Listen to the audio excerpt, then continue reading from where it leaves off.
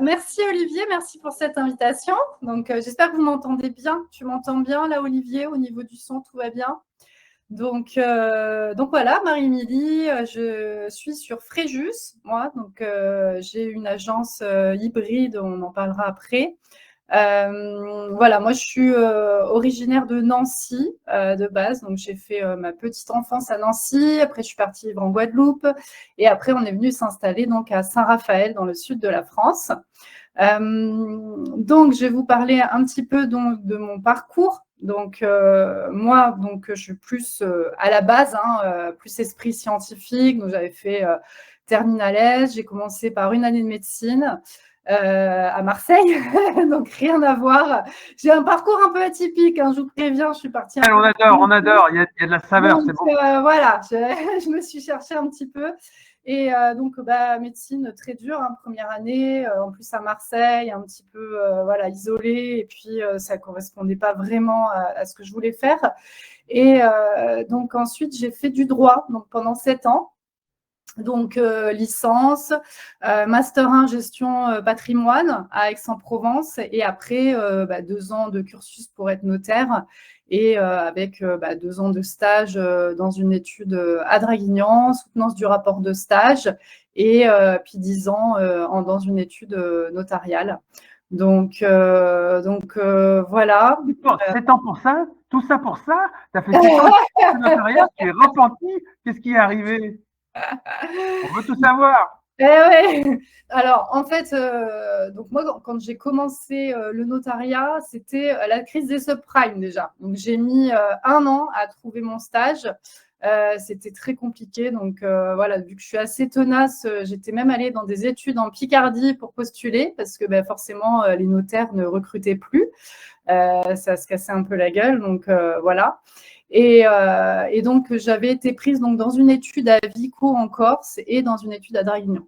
Sauf que à l'époque, le notaire, donc c'était une petite étude, c'était rigolo parce qu'il était venu me chercher avec son gros 4x4, j'étais arrivée en Corse, voilà. Et puis en fait, il ne pouvait pas me payer mes allers-retours à Aix-en-Provence pour mes cours. Donc, j'ai choisi de faire mon cursus à Draguignan. Et c'est une étude qui était familiale et je faisais tout, en fait, à la fois du droit de la famille, droit commercial. Donc, c'est ce qui m'avait plu donc, à l'époque d'avoir un multicasquette, de pouvoir gérer un petit peu tout type de dossier. Donc, c'était très enrichissant. Et puis, au bout de 10 ans, le cursus continue. Donc, on m'avait proposé de devenir notaire salarié et du coup, de m'associer dans les années à venir. Donc, en fait, le parcours était un peu tracé. Voilà, j'allais avoir toute ma vie dans cette étude. En plus, il fallait que j'habite sur place. Il m'avait bien suggéré.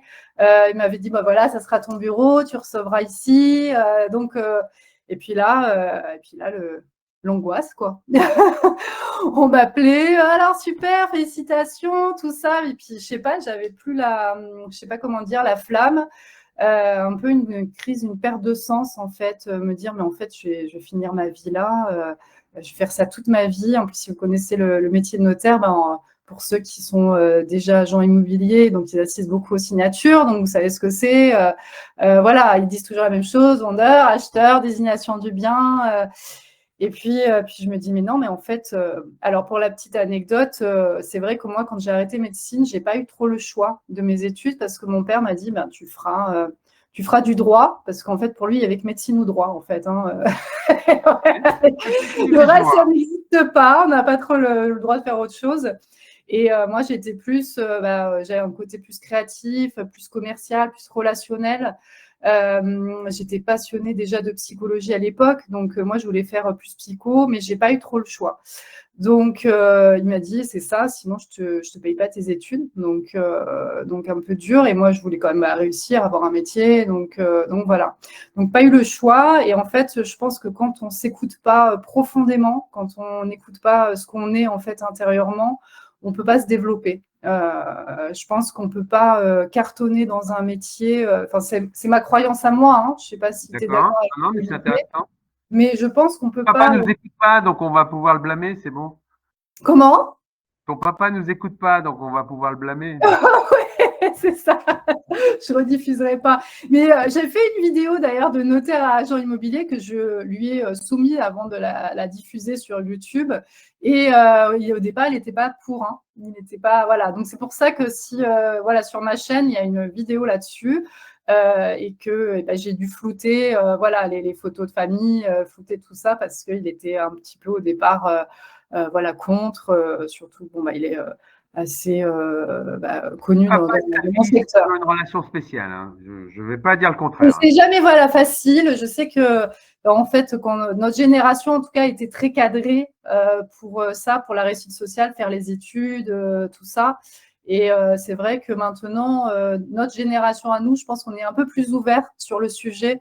Moi, je sais que ma fille, je lui imposerai jamais rien. Elle choisira, même si elle veut être artiste, je serai à fond derrière elle. Donc voilà, mais bon, à l'époque, c'était plus les études, la réussite, puis très binaire. Donc voilà. Et je pense que si on s'écoute vraiment pas, on peut mourir de l'intérieur. Donc voilà, donc j'ai choisi de m'écouter à l'époque. Donc, tu as créé une agence. Voilà. Alors, avant de créer l'agence, j'ai repris mes études. Donc, je me suis formée. Donc, j'ai repris une fac de psycho à distance. Donc, j'ai fait Paris 8 et puis en même temps, j'ai fait un bilan de compétences. Et à l'issue du bilan de compétences, qui s'est formé, c'était 2 projets. C'était soit créer une agence immobilière, soit créer un centre de développement personnel.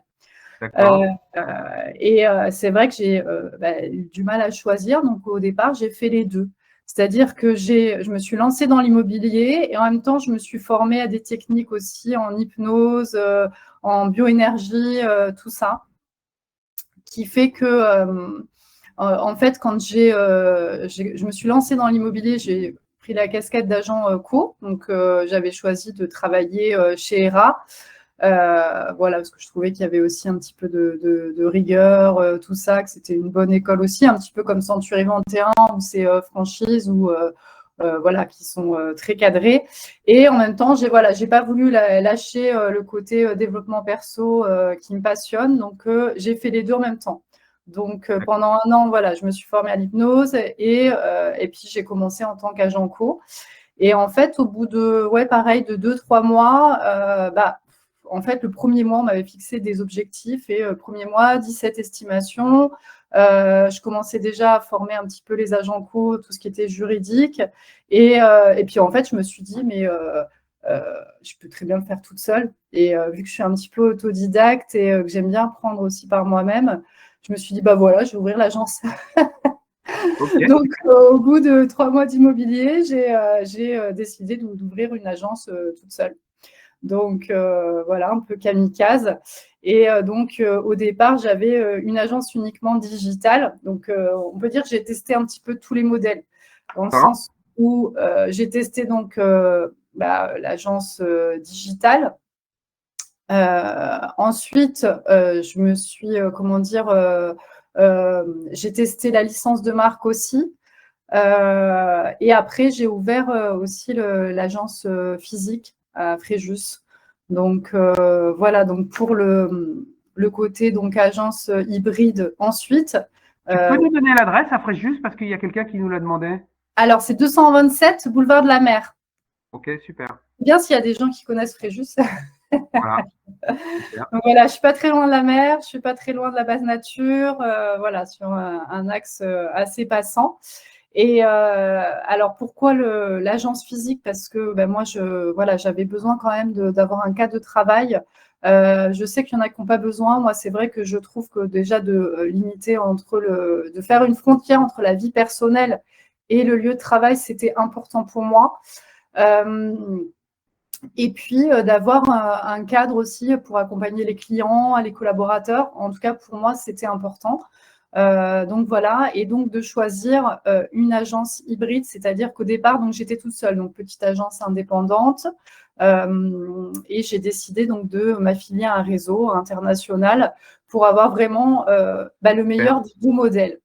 Pour moi, hein, je trouve que c'est l'avenir, dans le sens où il y a tous les avantages d'une agence physique avec le lieu pour recevoir les clients, pour former les collaborateurs, la crédibilité, tous les avantages qu'on peut avoir. Et en même temps, d'avoir un réseau international avec tous les avantages du réseau, tous les services et services qu'on peut proposer aux agents également. Donc, et puis d'ailleurs, je trouve que les deux modèles se rejoignent. Parce que je ne sais pas si tu as pu le constater, toi aussi, Olivier, mais finalement, les agences physiques, de plus en plus, tendent à rejoindre des réseaux avec, du coup, tous les avantages que ça comporte. Et en même temps, on a aussi tout, on va dire, les réseaux qui, au final, aujourd'hui, ont quand même besoin d'un lieu pour recevoir aussi, que ce soit les collaborateurs ou les clients. Donc, il y a des réseaux que je ne citerai pas, mais qui ont de plus en plus de lieux aussi où, alors ils n'ont pas forcément pignon sur rue, mais où ils se rejoignent, où ils font des formations, etc. Donc, on voit qu'il y a quand même une volonté de rejoindre, en fait, et qu'il n'y a plus de débat, parce qu'au départ, c'est vrai que c'était un débat. Les mandataires, les guéguerres entre agents immobiliers, les agences qui ne collaboraient pas avec les mandataires. Donc, moi aussi, ça m'est arrivé au départ de vouloir faire des interagences et que même les collaborateurs disent non, en fait, ils n'ont pas voulu parce qu'on n'a pas d'agence physique. Donc, et en fait, au départ, une petite guéguerre qui commence un peu à s'estomper parce que, en fait, il y a de plus en plus de mandataires en France, de plus en plus de parts de marché grappillées. C'est une croissance de fou. Et donc, au final, voilà, je trouve que c'est un modèle qui, pour moi, est gagnant. Donc, Oui, je pense qu'il y a quand même aussi une vraie valeur ajoutée. Enfin, je sais pas, j'ai pas vu beaucoup d'agences vitrées qui avaient à la tête de cette agence des notaires ou une notaire. Donc, il y a une vraie compétence, il y a la double casquette. Je pense que c'est vraiment gagnant-gagnant, quoi. Puis il y a de la flexibilité, il y a une autre manière de bosser. Donc, je pense que là, sur le modèle, on est assez raccord pour dire que ça apporte autre chose, quoi. voilà, j'essaye d'apporter effectivement toutes les compétences que j'avais avant sur les dossiers, que ce soit dès le montage du dossier, en analysant le type de propriété, en calculant les plus-values. Ça, c'est important, même pour le passage d'offres. Je propose aussi la création de sociétés, donc je peux monter les SCI. Je fais aussi de la domiciliation de société, donc on a un petit côté centre d'affaires. Donc, d'essayer de proposer un modèle complet aux clients et aussi aux collaborateurs pour les aider sur les dossiers au quotidien, quoi. Donc voilà, bon, je sais que c'est un parcours un peu… souvent, on me pose la question, mais pourquoi, en fait, pourquoi de notaire à agent immobilier? Enfin, les gens ne me croient pas. Moi, j'ai encore eu un client la semaine dernière qui m'a dit, mais moi, quand j'ai dit ça à mes amis, mais ils ne me croyaient pas. Comme si, tu sais, il y avait un passage obscur de la force, quoi, que tu n'avais pas le droit de passer de ce côté-là, en fait. Ouais. C'est fou, hein. Donc, beaucoup de questions à C'est se… une repentie heureuse quand même, ma chère Marie-Émilie. Oui, toujours, hein. Moi, je pars du principe qu'il faut faire ce qu'on aime dans la vie et que, voilà, il faut y aller à fond. Donc non, très, très, très heureuse de mon choix. Puis, j'avais quand même ce petit côté créatif, donc je ne pouvais pas trop exploiter dans le notariat.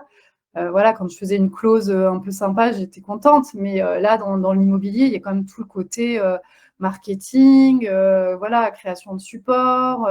Tu vois, là, je fais mes propres supports, je fais des petits guides. Donc voilà, il y a quand même ce côté créatif. Oui, puis alors, pendant un an, j'ai participé à l'émission Proprio à tout prix. Donc, vu que tu avais mis C'est une bonne slide. expérience pour toi, ça, Marie-Émilie? Alors, c'est une chouette expérience. Alors, moi, je garde toujours le côté positif des choses. Ça a été quand même beaucoup de travail parce que j'ai fait ça pendant un an. Donc, je devais sélectionner les biens en région. Et je faisais un plateau télé par mois avec des petites chroniques immobilières. Donc, beaucoup de logistique aussi. Mais une expérience super quand même parce que l'expérience, plateau télé, et expliquer aussi aux gens pour prendre des mandats aussi, c'était très intéressant parce que les gens voulaient passer à la télé au final, enfin, en tout cas leur bien. Donc non, c'était une expérience super. Et Voilà. toi, pour asseoir ta crédibilité, au même titre que tu avais le chapeau, la casquette de notaire, en plus, tu avais cette notoriété. Et comment ça a pu aider ton agence au quotidien? Alors, en termes de notoriété, en fait, il y a un effet quand même télé qui est important, où les gens, tout de suite, ça assoit la crédibilité, en fait.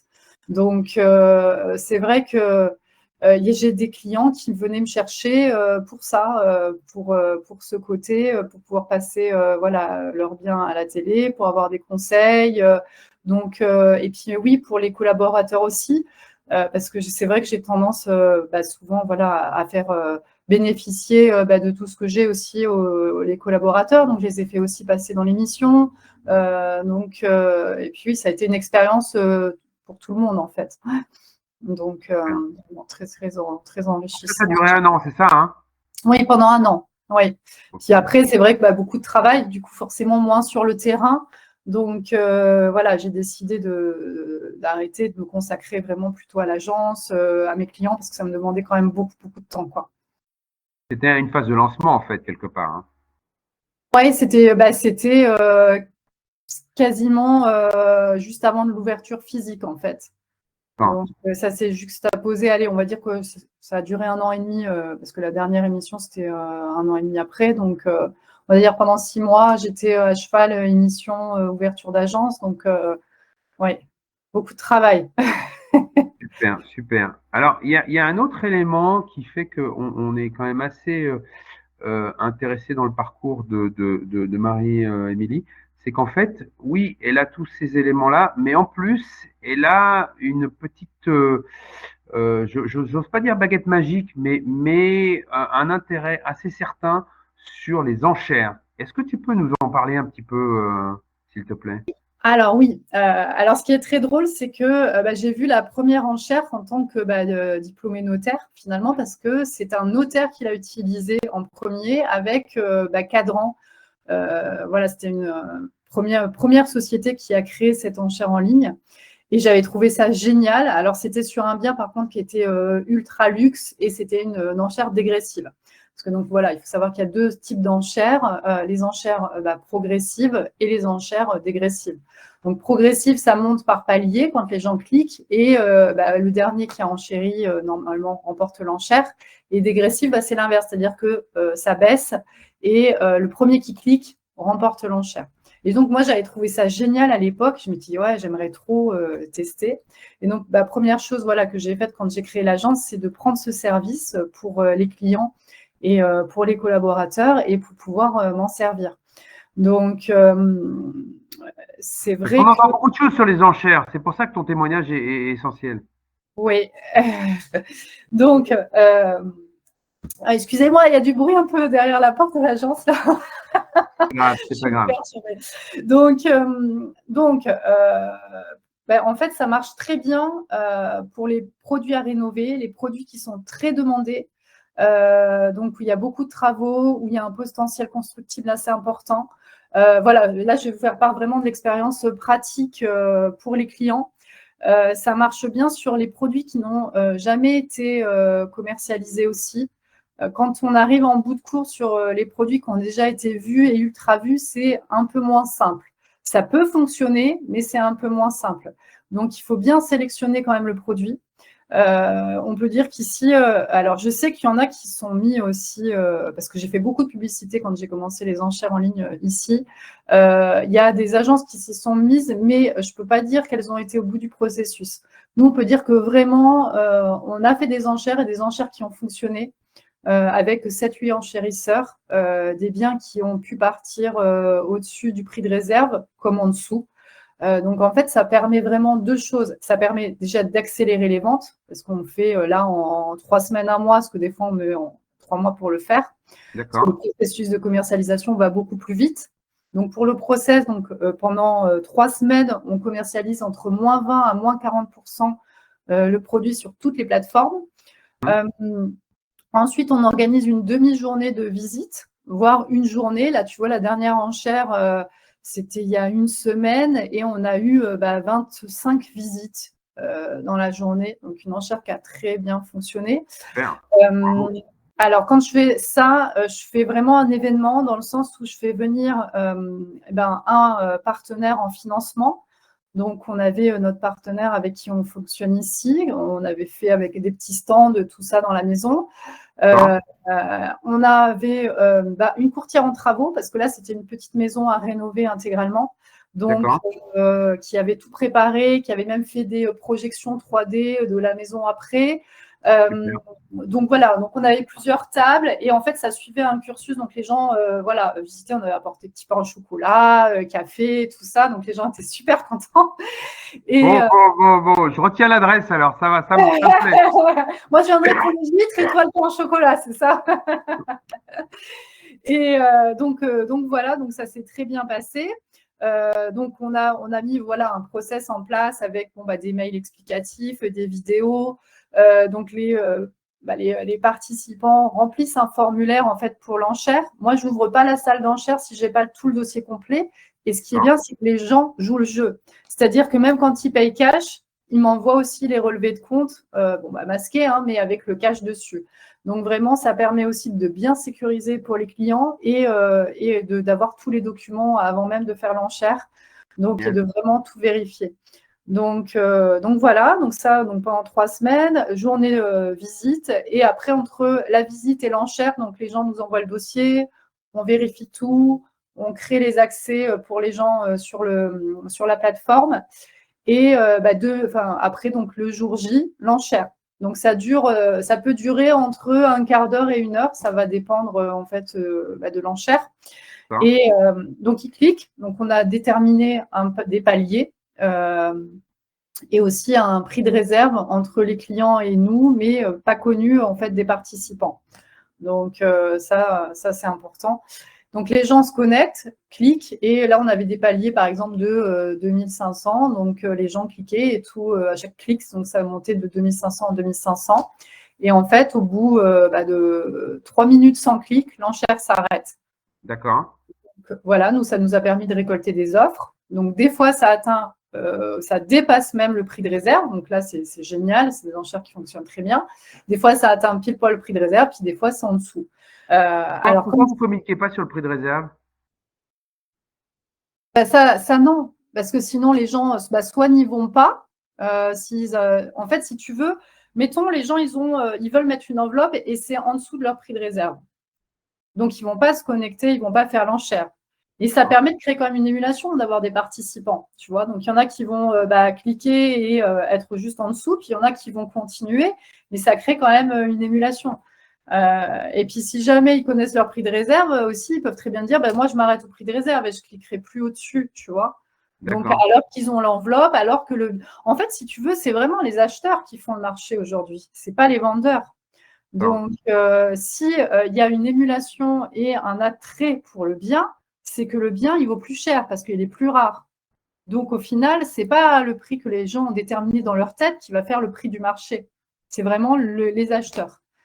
Dans le sens où, pareil, parce qu'il y a toujours beaucoup d'émotionnel, les gens, ils ont évalué 100 000 euros de plus parce qu'il y a le côté émotionnel, qu'ils ont changé les robinets avec tonton Patrick et que voilà, ça a une valeur sentimentale énorme. Ça, ils vont le mettre dedans, tu vois. Nous, en tant que professionnels de l'immobilier, on ne le met pas.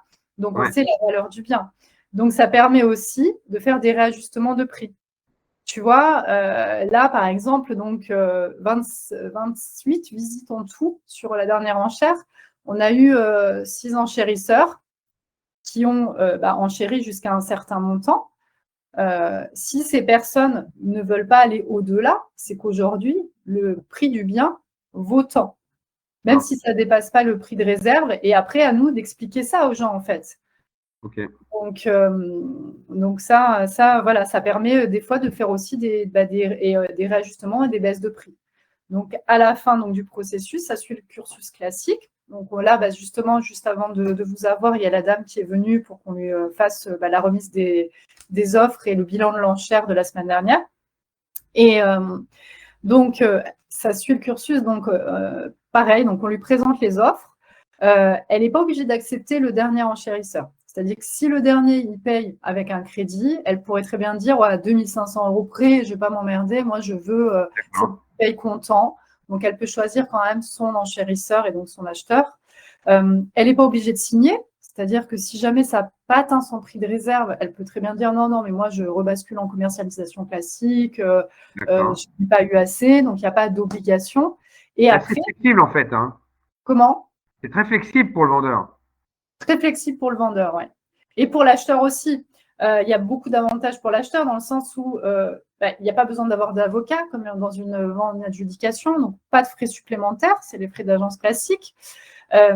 Nous, post-Covid, c'était très bien parce qu'en fait, les gens, c'était la ruée vers l'or à l'époque. Les gens, ils allaient, ils prenaient une offre au prix, tu vois, et les gens étaient déçus. Oui, moi, j'ai pas eu le temps de visiter, je suis dégoûtée, moi, je vous laisse bien. Et en fait, même à cette époque-là, on en faisait parce que les gens, du coup, avaient une chance de se positionner, tu vois. Donc, ça donne une chance à tout le monde. Donc, c'est à ce côté-là. Et puis après, tu as le délai de rétractation classique, ce qui n'a pas dans les adjudications. Adjudication, tu dois déjà avoir le cash, tu peux pas faire de crédit. Là, tu peux faire un crédit. Donc, en fait, tu as beaucoup d'avantages. Et il faut savoir que dans certains pays, ils ne fonctionnent que comme ça. Donc, Dans quel pays? c'est les Pays-Bas où ils fonctionnent exclusivement comme ça, quoi. Donc, et alors, un point positif aussi, c'est que des exclusivités. Donc, tu centralises aussi toutes les offres. Donc, souvent, j'ai des gens qui me disent, oui, mais on ne peut pas quand même continuer à faire visiter notre côté, tout ça. Donc, nous, on leur explique, bah oui, mais si vous faites visiter votre côté, c'est des prospects qu'on n'aura pas à l'enchère. Ouais. Donc, ça va moins monter. Donc, c'est dommage, vous gâchez des chances. Donc, le but, c'est vraiment de centraliser tous les acheteurs pour créer cette émulation, en fait. Ouais, c'est super intéressant. Mais justement, sur les acheteurs, c'est quel profil en termes de sociodémographique, en termes d'âge, en termes de comportement? Alors, c'est très intéressant comme question parce que là, tu vois, typiquement, donc c'était une petite maison qui était un petit peu bord de route où il y avait énormément de travaux. Donc là, on était à plus de 100 000 € de travaux. Et donc, en fait, ça a intéressé tous les profils. Donc, on avait des professions libérales pour faire des cabinets, c'était très bien, des investisseurs, des gens qui voulaient faire leur résidence principale parce qu'au final, le prix de départ était très attractif et donc pas forcément les moyens d'avoir une maison démesurée. Donc, on a tous les profils. Ça peut être des gens qui font des crédits, des gens qui payent cash. Voilà, il y a vraiment… en parlant d'acheteurs, on n'a pas de mal à convaincre les vendeurs de ce process-là parce qu'ils n'ont pas du tout de risque pour eux. Au final, à la fin, si ça n'a pas pris, ils peuvent très bien dire non, j'arrête. Donc, les vendeurs sont très optimistes. Voilà, ils veulent participer, ils veulent faire. Par contre, pour les acheteurs en France, il y a quand même un travail de pédagogie à faire pour tout leur expliquer parce qu'on a quand même des mentions légales à mettre sur les annonces et des fois, ça leur fait un peu peur. Donc, ils confondent avec l'adjudication. Ils pensent qu'il faut un avocat, qu'il y aura des frais. Donc, en fait, au téléphone, il faut vraiment tout leur réexpliquer, un vrai travail de pédagogique là-dessus. Mais quand ils ont compris le process, ils sont acheteurs et ils veulent participer. Ouais. D'accord. Donc, vous en avez fait combien des enchères en ligne jusqu'à présent? On a fait une bonne dizaine. En quoi? En un an? Non, depuis que je m'y suis mise, c'est-à-dire en 2 ans, 2-3 ans. Ok. Donc, moi, vous êtes à l'aise avec ce système-là? Oui. Je ne sais pas si tu as mes autres slides où j'avais mis les petites… voilà. Hop, donc voilà. Donc ça, c'était une maison qu'on avait faite. Donc là aussi, ce qui était bien sur cette maison, alors ce qui était bien, non, c'était pas bien, c'est que les gens divorçaient. Donc non, c'était pas bien. Mais alors, ça a été tout un travail par rapport à ça, parce qu'en fait, madame subissait un peu, il y avait beaucoup d'émotionnel, donc beaucoup d'attachement. Elle n'était pas très vendeuse au final. Mais par contre, il fallait se séparer. Donc, et donc, monsieur, lui, par contre, voulait avancer. Donc, déjà, ils n'étaient pas d'accord sur le process, ils n'étaient pas d'accord sur le prix. Donc, par exemple, pour les divorces, ça peut très bien marcher parce qu'au final, comme je leur ai expliqué, ils n'ont pas à se mettre d'accord sur le prix puisque c'est les acheteurs qui vont faire le prix. Donc, pas besoin de se mettre d'accord dès le départ. On aura juste un prix de départ, un prix de réserve qui voilà pas connu, mais au final, le fait de dire ça, dire on n'a pas besoin de se mettre d'accord sur le prix, parce qu'ils n'étaient vraiment pas d'accord pour le coup, ça a débloqué la situation et on s'était mis d'accord en amont donc avec. Quand il y a des divorces, faites des enchères. Non, mais oui, parce qu'ils n'étaient pas d'accord sur le prix. Donc au final, tu vois, Ils sont souvent pas d'accord. Hein. En divorce, c'est toujours compliqué. Hein. Ouais, oui, mais il y en a où ça se passe quand même plus ou moins bien. Là, c'est vrai que c'était vraiment très compliqué. Donc voilà, donc moi j'avais fait une estimation, donc forcément ils étaient, enfin c'était surtout madame là qui n'était pas du tout d'accord sur le prix de l'estimation. Et donc tu vois, prix espéré, on était sur du 360. Prix voilà, ils en voulaient au moins 360 et moi j'avais fait une estimation à 330 et c'est parti à 380. Pas mal quand même. Voilà, donc ils étaient très contents. Au final, ils n'ont pas eu à se mettre d'accord. Ils ont toujours divorcé quand même. Hein. Ils ont divorcé quand même, ils sont très contents. Ça a été rapide pour le coup, parce que c'est pareil, quand ça dure pendant des semaines et des mois et qu'ils ne peuvent plus s'encadrer, ça fait durer le plaisir, quoi. Donc là, ça a été rapide. Voilà, donc j'ai eu aussi un bien où il y avait beaucoup de potentiel constructible. Donc là, pareil, on avait eu 7 enchérisseurs avec un promoteur. Donc ça avait très bien marché aussi. Donc voilà. Après, à côté de ça, oui, il y a eu des enchères qui n'ont pas décollé.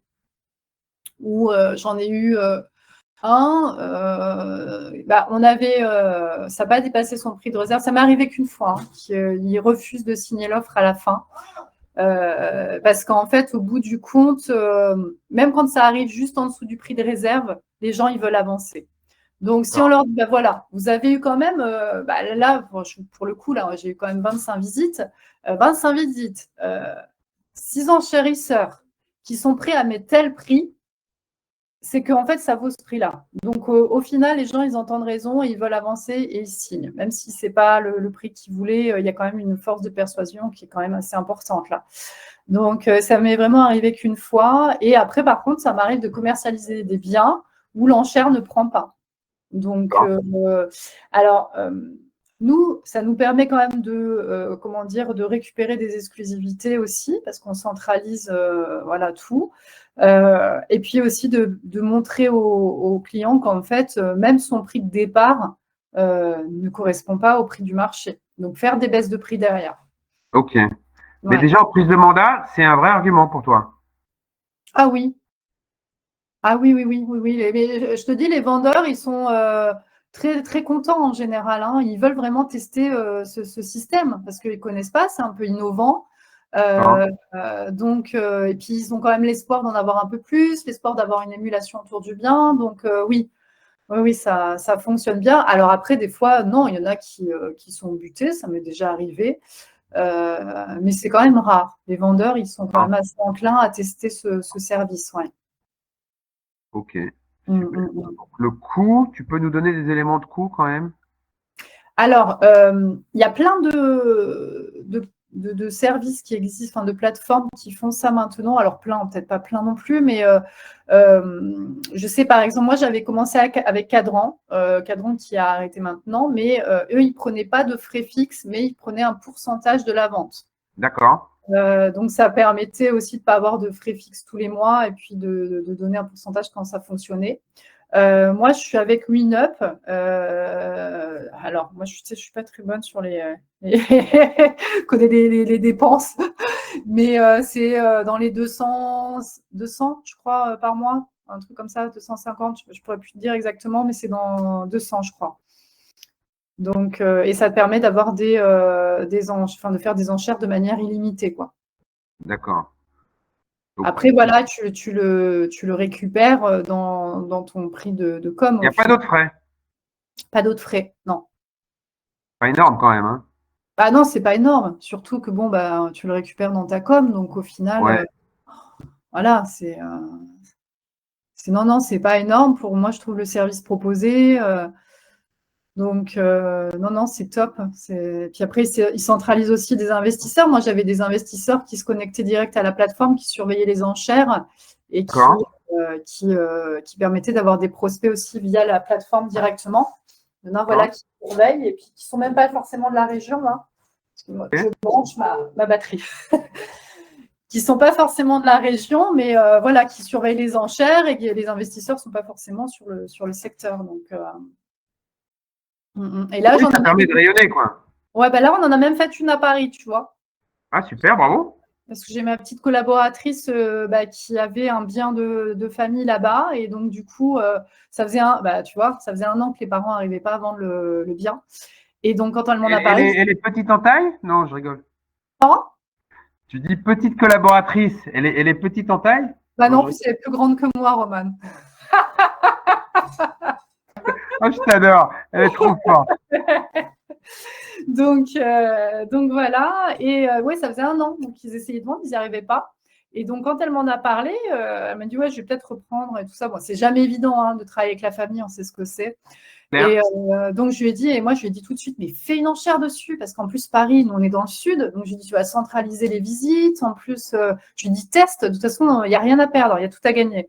Donc, on l'a fait. Et du coup, ça lui a permis de monter une fois pour les visites, tout ça, et de centraliser tout. Et puis, pareil, une enchère qui a bien fonctionné.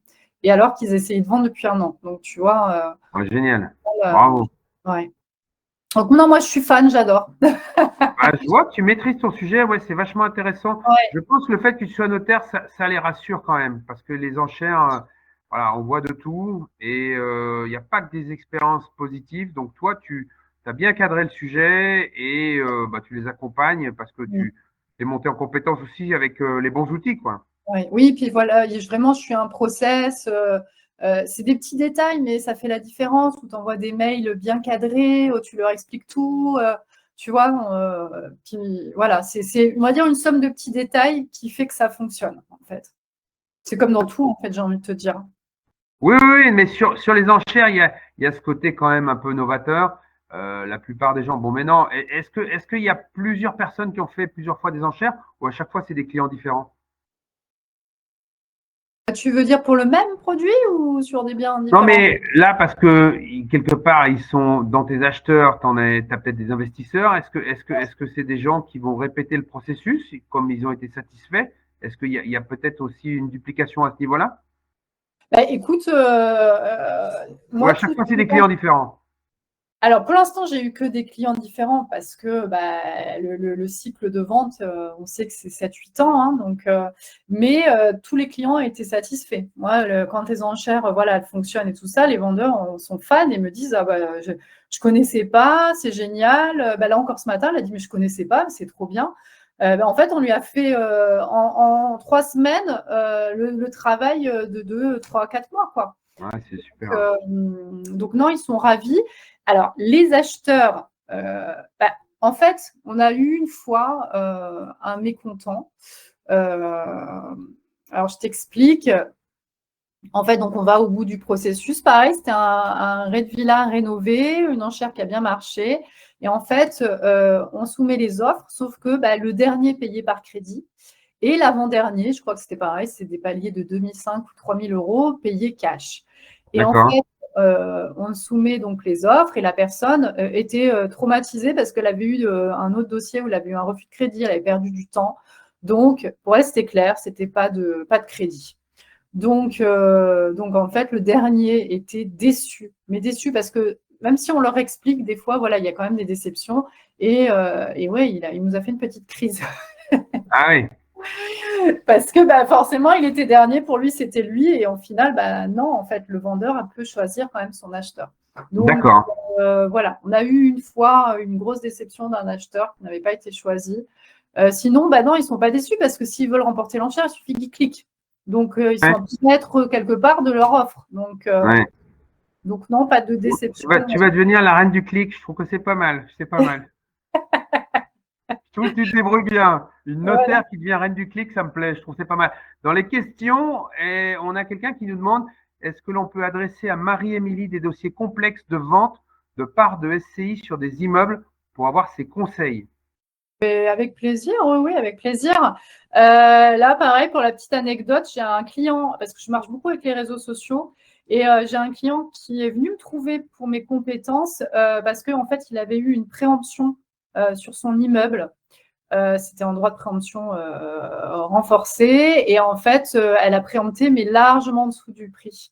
Donc, D'accord. j'ai repris le dossier, on a monté une copro, et il s'est gardé un tout petit lot. Et en fait, la mairie, quand c'est comme ça, n'aime pas, par exemple, préempter sur les biens en copro. Donc, en fait, on a fait échapper à la préemption de la mairie, et j'ai pu même le divorcer parce qu'il fallait qu'il vende pour divorcer. J'aime bien divorcer. Divorcer. Et donc ouais, il vient de dire, mais c'est pas possible. Elle est trop forte. Non, non, mais vous pouvez contacter Marie-Amélie. Elle est super compétente et facile à bosser. Donc, il y a zéro souci. Juste, quand même, pour bien comprendre, le prestataire sur les enchères dégressives, c'est le même. C'est WinUp, on est d'accord, hein? Oui, 8-9, ouais. D'accord. Ok, ok. C'était une question qui nous était posée également. Moi, juste pour comprendre un petit peu l'environnement de Marie-Amélie. Marie-Amélie, elle n'est pas toute seule. Alors, tu peux nous parler parce que je vois qu'il y a d'autres personnes et je vois qu'il y a Oui, également Friedrich Reis Hundertswasser. Lui, c'est quoi? C'est un Autrichien, non? ça. Ah non, c'est une citation, ça. Ouais, ouais, mais je crois qu'il est autrichien, le monsieur, là. Il est architecte, très coloré de mémoire. Ça me parle, ce nom. Ouais, ouais, ouais, ouais. Et oui, donc donc j'ai une petite équipe avec moi. Donc voilà, avec Anne-Sophie qui fait le pays de faïence, Romane qui fait Roquebrune Puget. Et donc Donc, voilà. tu Donc, prends que des femmes, hein. On n'a aucune chance. écoute, j'ai eu un homme, mais il est resté 15 jours. Là, je crois qu'on lui a fait peur.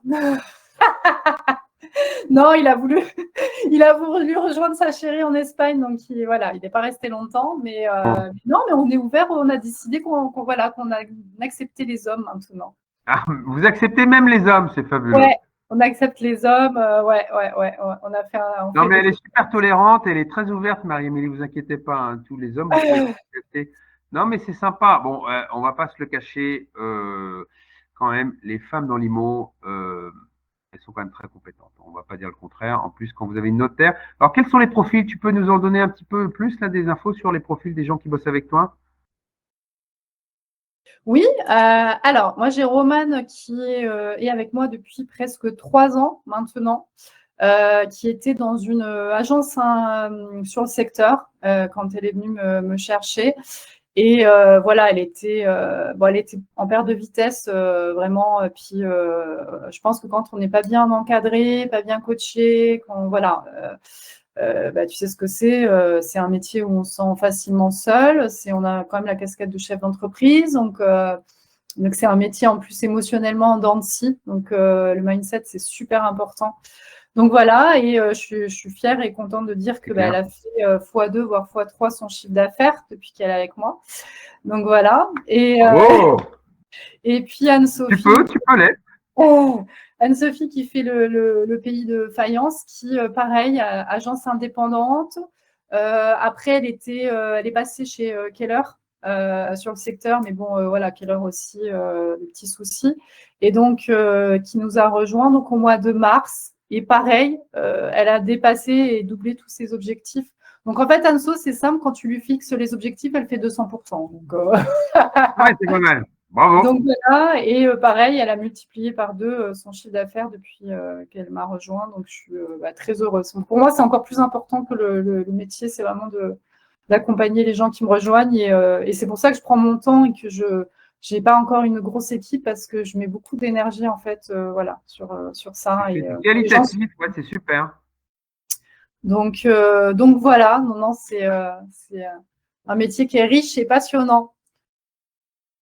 Merci en tout cas pour ce partage sur ton équipe. Et là, si tu devais te développer, il y a d'autres zones sur lesquelles tu veux, parce que là, on voit Fréjus, Pays de Faïence et puis Brune. Il y a d'autres zones sur lesquelles tu veux aussi mettre un petit. Ah ben, moi, oui, tout le secteur. Alors, j'avais quelqu'un qui faisait, comment ça s'appelle, 63. Ah, je perds mes mots. À côté de Clermont, tout ça. Oui, le Puy-de-Dôme, ouais. Ouais, tu vois, on avait pris un homme. Pas resté non plus. Voilà. Sur un malentendu, vous prenez des hommes. Non, je rigole, je rigole. Non, mais tout le secteur, j'aimerais bien avoir quelqu'un voilà, sur Saint-Raphaël et puis le golfe de Saint-Tropez. Donc voilà, progressivement, parce que c'est important, c'est quand même un gros travail d'équipe. On ne s'en rend pas compte, mais l'immobilier, c'est un travail d'équipe. Et par le réseau aussi, hein, donc c'est important aujourd'hui voilà, de vraiment travailler ensemble, partager, de s'entraider. Pour moi, c'est la clé du métier. Ouais. Ouais, super, super. Non, non. Bah, écoute, c'est une agence qui m'a l'air très, très sympathique. Voilà. On est Euh, accueillant. ouais, accueillante, ouais, accueillante, ouais, ouais.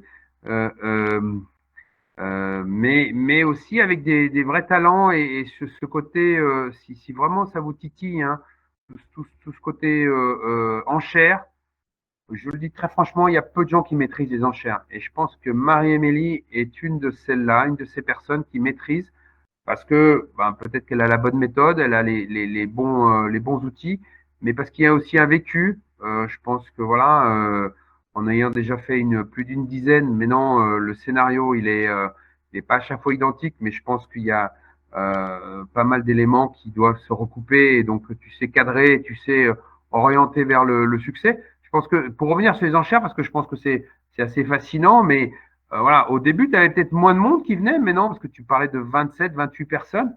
C'est pas mal quand même sur un bien. Oui, oui, oui, oui. Oui, ça commence un petit peu à se démocratiser, vraiment, parce que du coup, les gens entendent de plus en plus parler de ce process. Donc, voilà, ils sont un peu plus rassurés. Ça fait un peu comme eBay, en fait, hein. Tu sais, quand les produits, au début, ça sortait, les gens étaient peut-être un peu réticents. Maintenant, ça s'est démocratisé. Là, c'est un petit peu la même chose. Donc, et puis, le fait de travailler aussi en exclusivité sur le produit et de créer l'émulation, quoi. C'est vrai que dans certains pays, en Belgique, par exemple, le mandat simple n'existe pas. Et je trouve D'accord. que c'est vraiment, pour moi, c'est sur ça qu'on doit travailler. Il faudrait qu'on ne travaille que sur des exclus. Et On est d'ailleurs, d'accord. pendant un an, moi, j'avais supprimé le mandat simple complètement de la carte. Ça me Euh, semble bien, une bonne idée, ça. ah ouais, alors là, voilà, c'est vrai que moi, j'ai plus que 3 mandats, hein, et dans les 3 mandats, j'ai 2 exclus, une co-exclue. Donc, j'essaye vraiment de dégager tous les mandats simples. Au final, c'est une perte de temps pour le client parce qu'on vend à 90% exclus, une perte de temps pour le conseiller. Et tu vois, même en co-exclu, moi, ce que j'ai instauré, c'est de reverser 20% à la personne qui ne vend pas. Donc, parce qu'on a tous les deux travaillé dessus et que pour au moins rembourser ses frais et se payer un tout petit peu pour le travail fait, je trouve que c'est important de reverser en co-exclu quelque chose à l'autre. Et je trouve que voilà, ça devrait être maintenant la norme, quoi. On ne devrait plus prendre de mandat simple, quoi. Oui, C'est c'est vrai. trop une perte de temps, quand même. Ouais, non, non, non, c'est vrai. Et je reviens là. Comment vous arrivez à avoir, on va dire, une petite trentaine de personnes pour une enchère? Comment ça fonctionne? C'est-à-dire, vous êtes beaucoup sur les réseaux sociaux, vous êtes sur le fichier, votre fichier en interne. Comment vous arrivez à avoir autant de monde? Moi, je fais beaucoup de com. Donc, bon, déjà, on diffuse sur toutes les plateformes. Et puis sur tous les réseaux sociaux, Instagram, Facebook. Enfin, j'ai fait beaucoup de communication. Je crois que ma vidéo, j'ai eu, faudrait que je regarde, mais je ne veux pas te dire de bêtises, mais 14 000 vues, un truc comme Ah, c'est ça, bien. via les réseaux. Donc, diffuser beaucoup, énormément sur tous les groupes locaux. Parce qu'en fait, ça, c'est pareil. Moi, je brique beaucoup les collaborateurs là-dessus, mais les réseaux sociaux, les Français en moyenne, ils passent 4 heures par jour. 4 D'accord. heures par jour où, en fait, c'est de la publicité gratuite. Les gens sont là, et en fait, ils surfent, mais au final, il y a une personne sur 3 qui a un projet. Donc, hop, ils envoient tout de suite la vidéo. Regarde, ça peut être intéressant pour toi. Alors qu'en fait, l'objectif, c'était pas forcément de regarder des publicités en immobilier, mais de surfer, de se divertir. Mais forcément, il y a des publicités dedans et en fait, pour nous, c'est gratuit et les gens rediffusent, repartagent et paf, s'inscrivent, quoi. Et je fais beaucoup ça, hein, même pour les biens qui ne sont pas forcément en enchère. On utilise beaucoup le market, les réseaux, tout ça. Et des fois, quand ça stagne un peu sur les plateformes, on n'a pas du tout de visite, on refait de la publicité sur les réseaux et paf, on chope de Mais visites. tu achètes de l'espace sur Facebook ou des choses comme ça? Tu achètes de la pub? Alors, là, je le fais pas forcément, mais rien que diffuser sur les groupes locaux, diffuser via le market, faire des petites vidéos, tu vois, de faire des petites annonces et de les balancer. Nous, on a plein de groupes où ils sont ouverts aux publicités sur le local. Hein, ça peut être Je vis à Fréjus-Saint-Raphaël, ça peut être l'immobilier du Var. Et en fait, je diffuse là-dessus. Et quand c'est en paire de vitesse, bah, j'ai de nouveau des visites grâce au réseau, en fait. Parce que les gens n'ont pas forcément le temps d'aller surfer sur les plateformes, et pourtant, tout le monde est sur Facebook. Tu vois ce que je veux dire? Ouais, c'est intéressant. Ils sont, ça a été rendu, ils sont un peu addicts, hein, comme tout le monde. Et donc, du coup, inconsciemment, ils vont surfer et puis hop, ils vont tomber sur ça. Alors qu'ils n'iraient pas forcément sur Le Bon Coin, se loger ce soir, mais ils veulent regarder la vie de machin sur Facebook. Tu vois ce que je veux dire? Ouais. Donc, du coup, paf, ils vont tomber sur ça et puis ils sont quand même en recherche. Donc, ça va redynamiser les visites. Instagram, tu fais aussi un peu ou pas? Ouais, je fais aussi Instagram, ouais. Mais c'est vrai que cœur de cible, c'est Facebook. Je pense que en fait, les réseaux ne sont pas faits utiliser de la même manière. Tu vois, LinkedIn, ça va plus être le pro pour recrutement. Facebook, c'est tout le monde, toutes les catégories d'âge. Alors, moins les très, très jeunes qui utilisent plus TikTok, Instagram. Mais en tout cas, pour nous, notre cœur de cible, et puis en plus dans le sud, et puis là où j'habite, c'est un peu plus âgé. Donc, on va utiliser beaucoup ce réseau social. Ouais. Et puis il y a le côté un peu place de village là, parce que tu es en train tu me parles de groupes Facebook qui sont en fait, ils parlent un peu de tout, ils parlent pas que d'IMO quoi. Vivre à Fréjus, j'imagine que c'est tous les bons plans pour bien vivre sa ville. Oui. Mais même de toute façon, quand on utilise les réseaux sociaux, il faut parler à 70% autre que de l'immobilier. Ça, c'est les gens suivent voilà, les personnes par affinité, en fait. Donc, ça, Toi, tu donnes de l'info justement là-dessus, sur les bons plans, des restos, des commerces. alors voilà, j'essaye de participer beaucoup voilà, sur les groupes, tout ça, de commenter, je fais beaucoup de stories aussi.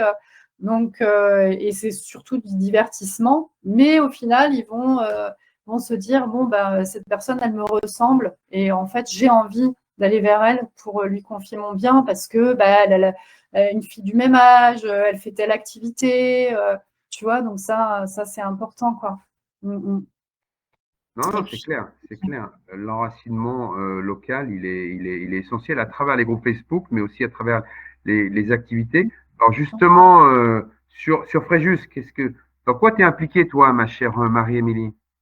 justement, là, en fait, je suis en train de créer un réseau business qui va s'appeler HPE, donc Haut Potentiel Entrepreneurial. Donc, on est déjà une vingtaine, lancement officiel en janvier. Donc, Ah, c'est super ça. on va faire un réseau un petit peu différent dans le sens où on a axé vraiment sur le développement du chef d'entreprise avec donc des rencontres business, mais aussi des conférences, des tips pour les chefs d'entreprise pour qu'ils montent en compétences, avec l'intervention de personnes sur la prise de parole en public, par exemple. Ça peut être je ne sais pas moi comment développer son chiffre à travers des techniques commerciales, enfin vraiment plein de tips pour le chef d'entreprise. Aussi une dimension sociale parce qu'on va faire un trophée de l'entrepreneur où on va parrainer un jeune qui veut créer son entreprise et lui offrir un an d'adhésion. Moi, peut-être, tu vois, lui faire ses statuts de société. On a aussi une avocate. On a déjà pas mal de chefs d'entreprise dans le groupe donc qui l'aideront. En Génial. faisant un petit concours, tu vois, voilà. Donc, HPE, HPE. HPE, au potentiel entrepreneurial. Le site existe déjà? Pas encore, Olivier. Là, il faut que je lance les réseaux. Déjà, j'ai fait l'immatriculation. Donc c'est tout On a toi qui signé. gères en fait. Comment? C'est toi qui gères en fait. Alors, je suis une femme, donc je suis la secrétaire de la sauce, tu vois. Je suis pas la présidente. Hey, président. Voilà, mais c'est quelqu'un qui fait du financement, qui est président de l'association. Financement, d'accord. Super. Voilà, et on a notre trésorier qui, lui, est plus dans les alarmes, tout ça. Donc, voilà, on a notre projet donc on a mûri, hein, parce qu'on a testé beaucoup de réseaux en parallèle. Mais on n'avait pas ce qu'on trouvait, enfin ce qu'on voulait trouver, c'est-à-dire aussi la montée en compétences, le développement personnel et toutes les actions voilà, qu'on voulait monter en parallèle. Donc voilà, donc ça c'est pour la partie Donc là, entrepreneur. demain, moi, je suis à Fréjus, j'ai déménagé là, hein. J'aimerais bien Ouais. venir à votre club HPE. Comment je fais? Ah bah, tu me contactes, on te fait un parcours cross, on teste tes compétences. Ah, je suis pas sûr, ça va être compliqué. Je vais peut-être pas passer la barre, les amis. Non, mais en fait, alors, ce qu'on veut quand même conserver, c'est un chef d'entreprise par secteur d'activité pour pas non plus se marcher dessus. Par contre, si ça peut être quand même, on peut très bien avoir deux secteurs d'activité si c'est complémentaire. Par exemple, on discutait de ça ce matin parce qu'on était à la banque pour signer l'ouverture du compte. Si on a deux banques, mais une qui fait plus partie pro et une plus particulier, c'est possible. D'accord. Donc voilà, donc vu l'adhésion, après, bon, entretien avec nous, et puis si ça Et match, l'adhésion est de combien? 1 000 €. 1 000 euros. Oui, Super. qui Donc va c'est nous du permettre, qualitatif. Ouais, comment? génial. C'est très Ça nous, quali, c'est super. ouais, ça nous permet de financer les petits déjeuners, toutes les opérations marketing, tout ce qu'on va mettre en place, en fait. On sait où ça va, c'est l'avantage, tu vois. Parce que les gros réseaux, je ne citerai pas le nom, mais tu vois, plus américains, tout ça, des fois, on ne sait pas trop où ça va. On est un peu lâché dans la nature. Nous, on faisait C'est pas tout, à hein. 7 heures du matin, les rendez-vous, hein. C'était. Je vois pas de On quoi tu cite parles. personne, on cite Mais je personne. ne cite personne. Voilà. Mais voilà, après, voilà, il y en a qui ça fonctionne bien dans certaines régions, mais nous, on voulait vraiment apporter quelque chose de différent, en fait. Donc voilà, ça, c'est pour le Donc les type. rendez-vous, c'est quoi alors? C'est quel rythme? Alors, ça sera une fois par semaine. On a varié parce que pareil, donc c'est soit sous forme de petit déjeuner, soit sous forme de resto le midi. Donc on se voit à 11 heures, on fait 1 heure de réunion et après on mange ensemble. Et un after work par mois. Donc ça permet aussi aux gens de pouvoir s'adapter parce qu'il y en a qui ne sont pas du matin, il y en a qui ont les enfants emmenés à l'école parce que c'est vrai, ces réseaux où c'est à 7 heures du matin, mais ils n'ont pas pris en compte que la femme célibataire, chef d'entreprise, a ses enfants emmenés à l'école le matin, tu vois. Ouais, c'est Donc parfois il y a chaud, ça. c'est chaud, hein. C'est chaud, hein. Eh oui, parce que moi c'est pareil, je suis multicasquette, hein. Je suis aussi une maman seule qui gère son entreprise, donc pas évident de tout mener de front, mais voilà, on a voulu s'adapter aussi aux horaires et puis aux préférences, que ça soit accessible à tout le monde. Donc aussi le déjeuner le midi et puis un after work aussi le soir pour ceux qui peuvent pas se libérer, qui ont des rythmes assez denses toute la journée, quoi. Donc voilà. Donc ça c'est pour la partie Non, entrepreneuriale et puis c'est top. Bravo. Ouais, bah, c'est génial, c'est génial. Donc, si vous êtes sur Fréjus, les amis, contactez Marie-Amélie. Elle se fera un plaisir de vous présenter HPE. Et puis, voilà, vous pourrez rencontrer plein de monde. Ça va être un beau levier de développement. Vous avez vu, c'est très quali, hein. C'est à l'image de ce que sait faire Marie-Amélie. Donc, on n'est pas trop inquiet sur les chances de succès. On vous souhaite beaucoup, beaucoup justement de succès. Moi, je vais te remercier pour ton temps. On a passé un an, enfin, non, 1 heure, pardon, je dis un an. senti un an visiblement. Non, un an, c'est comme si on était resté un an ensemble en 1 heure là. Vous avez vu, il y a beaucoup, beaucoup de choses qu'elle nous a partagées, Marie-Émilie. Donc, si vous avez des questions, vous pouvez vraiment la contacter. Cette agence 1+1 qui est vraiment au top. Marie-Émilie, vous pouvez la trouver sur les réseaux sociaux. Voilà, n'hésitez pas, prenez attache avec elle. Je pense que c'est une grande professionnelle. Moi, j'étais ravi de partager tout ça avec toi. Le mot de la fin, vas-y, ma chère Marie-Émilie, à toi. Alors, le mot de la fin, j'ai été ravie de partager mon expérience avec vous et avec toi, Olivier. Voilà, si vous avez besoin, en tout cas, n'hésitez pas. Si vous avez des questions juridiques, je me fais toujours un plaisir d'aider tout le monde. Donc voilà, n'hésitez pas si vous avez des questions sur la reconversion aussi. Donc voilà, je suis à votre disposition et puis je me ferai un plaisir de vous aider. Bon, ben c'est génial. On a vraiment eu beaucoup de chance d'avoir Marie-Amélie aujourd'hui. Mais si vous êtes repenti, il y a une solution. Vous appelez Marie-Amélie, elle va vous aider et peut-être que vous allez trouver votre pourquoi. Je dis ça un peu en rigolant, mais pas que, parce qu'on voit bien que dans les études notariales, c'est pas toujours simple. justement, tu parlais en termes de genre, on ne va pas faire une étude très poussée, mais il n'y a pas besoin de la faire pour comprendre que c'est parfois très compliqué. Et donc, contactez Marie-Mélie, elle a peut-être des solutions qui pourraient vous parler. Donc, n'hésitez pas. Merci à tous. On était, pour la première fois, normalement, on diffuse sur YouTube. Là, on a changé d'équipement, donc je pense qu'on n'a pas diffusé sur YouTube, donc c'est pas très grave. On va la mettre en replay assez rapidement. En tout cas, joyeuses fêtes à tous, joyeux Noël, et on se voit l'an prochain pour de nouvelles aventures. Merci encore, Marie-Émilie. Merci à toi. Bonne journée à tous. Ciao, Au ciao. revoir. Au revoir. Merci.